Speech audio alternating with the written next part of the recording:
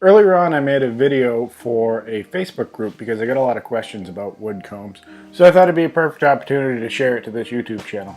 What I'd like you to do in the comments below is tell me what you use for a comb. Do you use wood comb, do you use metal comb, do you use a plastic comb, do you use a comb at all, do you use a brush? Let me know. I want to hear it. What is going on, guys? This is Jay with Beardsman Oil, and today's video we're going to talk about wood combs. So we carry a variety of wood combs, two brands. They're unfortunately now defunct brands, and we kind of bought out all that they had. Lumberjack combs out of New Jersey, Old Capitol Woodworks combs, sort of shifted focus onto more larger scale custom woodwork stuff, but we have some amazing representations of what they had to carry. So wood combs. When you see beard care companies, they usually have accessories along with their beard care products. So they have oils, balms, some of them have washes, but a lot of them have combs, and a lot of them have wood combs. There's a very distinct variety of wood combs. There's these peach wood combs. They're made in China. They usually have lasered logos on them. They're kind of durable. The teeth do break off, or the tines break off. But more importantly to me, they're not really supporting anyone. They're made in large-scale factories. They're made with sometimes child labor. They're essentially made at slave wages, so you can buy them wholesale anywhere from 20 to 80 cents a piece. People turn around and resell them for $10. That's not really a value to you as the customer, so I've chosen to curate something that's a little more American-made quality craftsmanship, something that you can buy and potentially pass down to your kids and them to their kids. That's one of the standards we set here. All the stuff that we have, we want to last a long time. So when you're looking at wood combs, a couple of things you're looking for. You're looking for hardwood species with leaves on them. So you have some great representations. Spalted maple, looks like a Honduran mahogany. This is definitely cherry. This is one of my favorite woods. Again, spalted maple. Black walnut,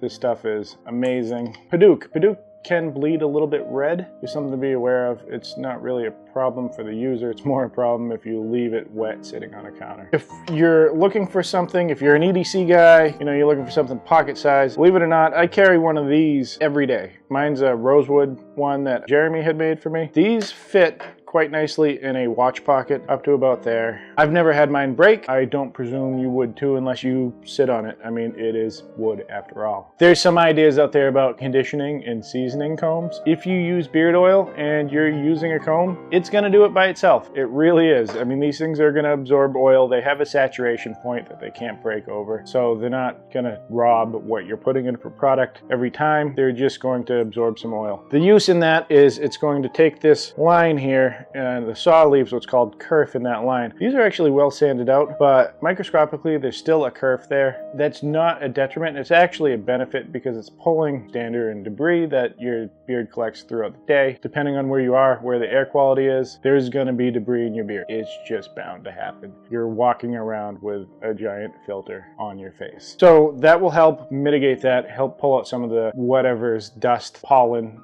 those sorts of things. But at a macro level, it's going to separate your hair. And that's really all that combing is. You're just kind of separating your hair, getting it so it's free flowing, getting all the knots out of it. You never want to pull a comb through your beard into a knot and just tear it and snap it. You just bring the comb in, down, and when you hit a knot, roll the comb and bring it out. Do that a couple of times, and if the knot can be untied, it will be untied that way. If not, it will make clean break.